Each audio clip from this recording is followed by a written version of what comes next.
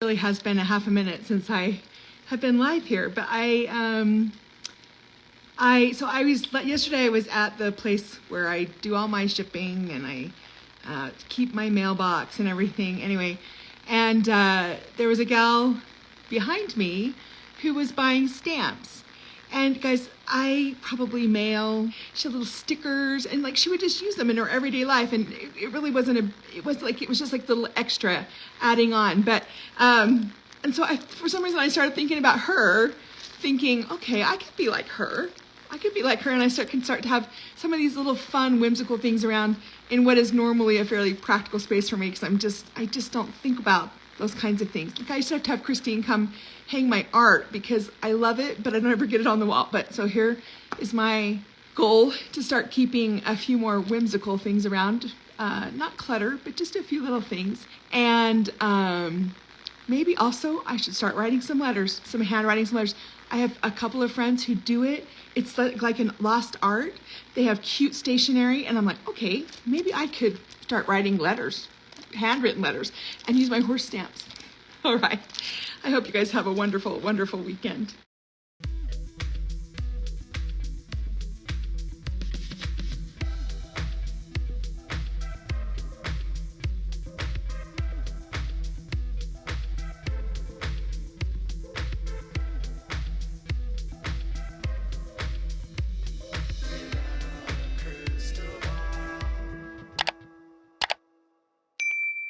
Hi friends, it's Katie from Without a Crystal Ball. Welcome back to my channel. It is Monday, August 12th, 2024. I hope everyone's having a wonderful day. It's been a few minutes since we've had a chance to check in with the sister wives. You know, we're in a lull right now because the new season hasn't been announced yet by TLC, and it's summer and there hasn't been a whole lot of activity, or I guess drama, being posted in the family. So the updates are becoming more and more inconsistent and few and far between. But Janelle Brown recently was talking and reflecting about getting sentimental about having whimsical items in her home and doing sentimental things for people, like writing handwritten letters. And it seems like a lot of that is coming from the reflection of her healing from losing her son, Garrison. So there's been a lot that's been going on with Janelle. Obviously, she has moved to North Carolina. She is living right now with Maddie and Caleb. They bought some land, which has a bunch of trees on it, about 150 acres, and they have formed a business for the farm that they're starting. I don't know what kind of farm it's going to be. Now, Sister Wives fans are getting kind of anxious because there are no announcements from TLC about when the new season will start. And this last season went longer than normal. It started in the end of August and it went through January. And because of that, it appears as though the new season will not be starting in August, obviously. And I don't know that it'll even be starting in September, because it's August 12th and there's still yet no statement from TLC, no press release about the season. McKelty was recently on a Patreon and mentioned that she and Tony, their move was filmed for the show. So it's not a question of if the show is coming back, it's just when the show is coming back. My guess, if I were to speculate, the delay of the season or the possibility that it being pushed out could have to do with the death of Garrison and how they're going to address that in this season. And instead of having it be season 19 where they don't address it and have it be in season 20, maybe they are choosing to address this now versus, 2 years from now. You have to remember this show is so far behind, but again, I don't know.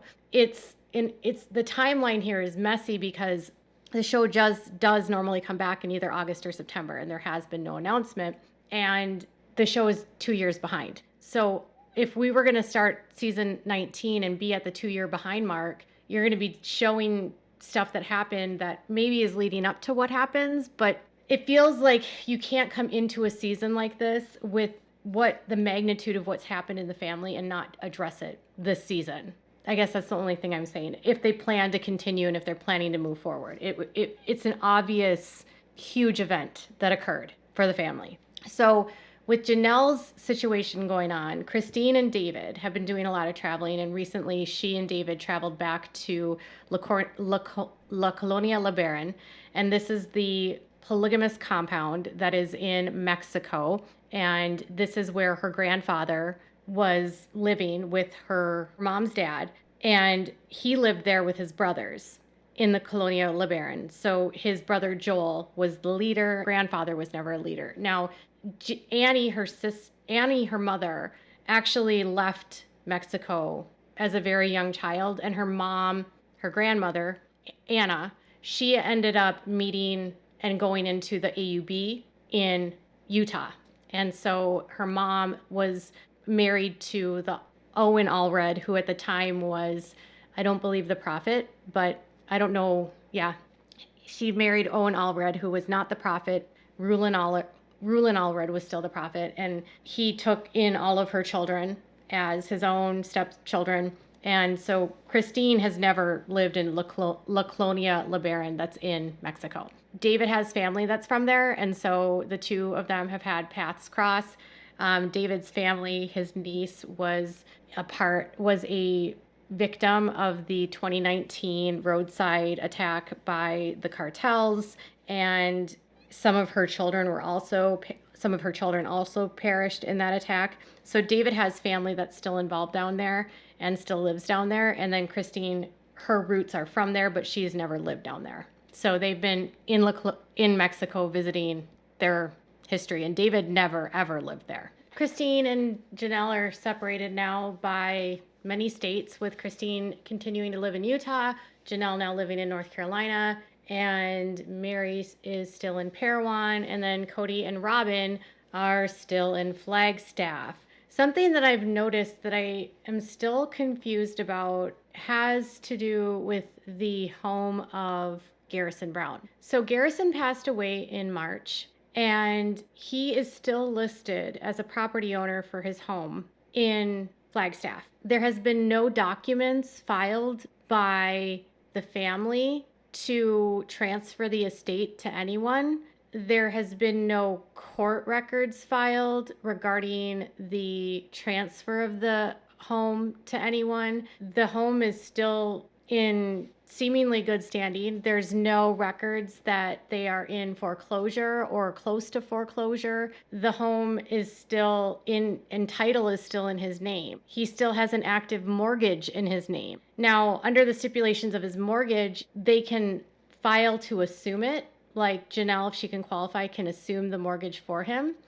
But she hasn't even done that, because no documents have been filed related to the mortgage or the property. Probate can take a while, but it just seems confusing because he does and would have had a will, because he's a VA. It was a VA loan, and he was in the Army National Guard. And so he obviously would have had a will about what would happen to this property. And when I was looking through real estate records and real estate rules for not only mortgages, but for real estate, most people need to get the home out of the transfer of the home into the name of someone else, or the sale of the home would have to be done relatively quickly. Now, when Garrison passed away, he was in the process of remodeling his kitchen, and there could be work that they need to finish in order to get the home ready to sell. Even so, this is now 4 months that the home remains in his name, no transfer,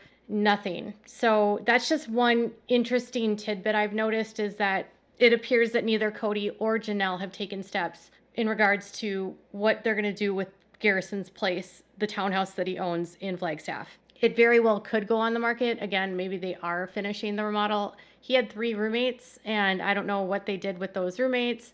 That was just sort of a lingering question I had, is what's going on with Garrison's house? Why hasn't it either been transferred to Janelle or to Kody, and are they going to sell it or not? But payments are still being made. Taxes are still being paid. So right now there's nothing. His home isn't on the verge of being foreclosed upon. Now, with Kody and Robyn, they remain in Flagstaff. Kody is back on his Cameo, and he has been, I don't know, posting just ridiculous stuff, giving advice to people on parenting. It's just very weird. And then recently Robyn posted something new on her Pinterest where it was all about persecution. And I think I shared with you a couple weeks ago that she had posted some doubt she was having, but it says, nothing can pierce your armor when you have been dressed for battle by the Holy Spirit. Something that I've noticed about Robyn more than any of them is her paranoia and her obsession with the haters and with the negative comments that she gets. I would think that she knows that this Pinterest is public. She knows that this could be a place where she could actually post something positive or motivating or show a side of her that isn't so focused on how other people view her. But it's very much to me as though Robyn is viewing everything right now as this like us versus them mentality, and that everyone is out to get her, and that she's got God on her side to defend her, and nothing that anyone says about her can get through to her and get to her. I don't know what mental illness that could be, if it's like God complex, if it's narcissism, if it's the faith itself that's making her feel this way. I've just constantly wondered over the years, like, some people in the family seem to be able to brush off the negativity, and Robyn seems to live in the negative. And you would think that now that she has been separated from all of these other wives for more than a year at this time, that she would be moving on with her life and not even thinking about them, right? Or not even worrying about them. I mean, she has everything that she wants now, and yet she is still so invested in being the victim of everything. It's just something it's a pattern of behavior I've noticed on her Pinterest. Whereas like Christine is very much about moving on and doing stuff with David, making memories with David. Janelle's been very much on this like journey of creating new memories and being more purposeful with her children and talking about being whimsical with her kids. And Mary has been focused on Worthy Up and doing podcasts and, moving away from the world of polygamy and moving on. And it feels like the only one that hasn't moved on is Robyn, which then makes me wonder, like, what could possibly be like life like in their home if Robyn is still, years later wallowing in the fact that what she wanted blew up. And then something else was posted from Brianna, that is her daughter, on Pinterest, that I thought was interesting, and you can do with this what it was, but it's a post from Ravenous Butterflies that she pinned within the last couple of days, and it says, life will break you. Nobody can protect you from that, and living alone won't either. So solitude will also break you with its yearning. You have to love, you have to feel. It is the reason you are here on earth. You are here to risk your heart. You are here to be swallowed up. And when it happens that you are broken or betrayed or left or hurt or death brushes near, let yourself sit by an apple tree and listen to the apples falling all around you in heaps, wasting their sweetness. Tell yourself you tasted as many as you could. And it's a quote by Louise L. Erdrich. So what I noticed in there is that living alone no one can protect you, and living alone won't either. Like you can't live alone or something. I don't know. I just thought that was interesting because they still live at home.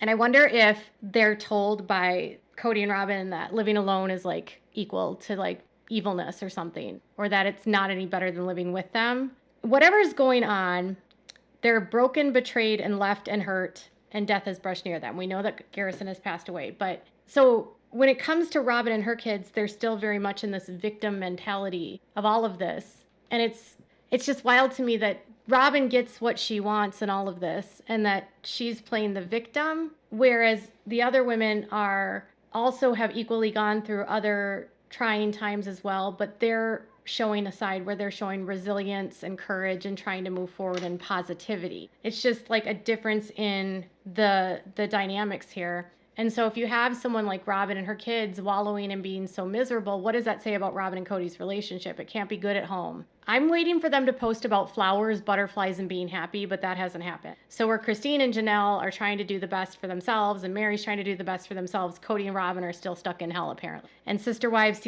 season 19 has still not been announced. So what are your thoughts about all of this? Let me know what your thoughts are in the comments below. Make sure to give this video a thumbs up, and make sure to subscribe to my channel if you haven't subscribed, and click the bell so you never miss a video. Bye, everyone.